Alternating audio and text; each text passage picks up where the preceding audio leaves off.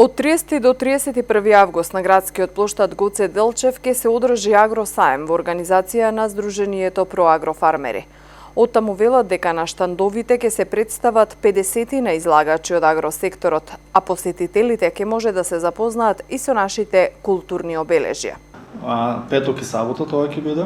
Саемот ќе започне предпладне со свечено отварање. Саемот ќе го отвори министерот за земјоделие господин Тајан Димковски и градоначалникот на општина Струмица господин Коста Јановски.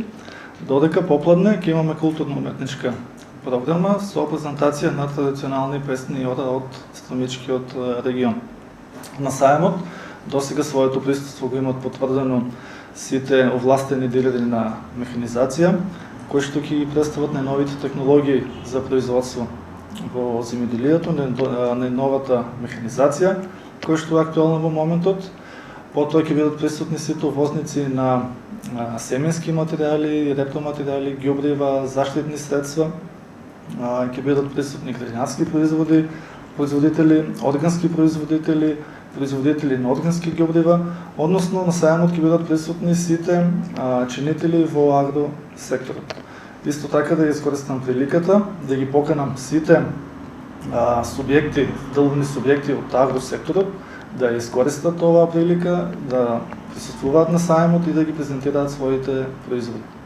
Јанев се надева дека оваа саемска манифестација може да прерасне во традиционален настан кој ќе стане обележје на Струмица.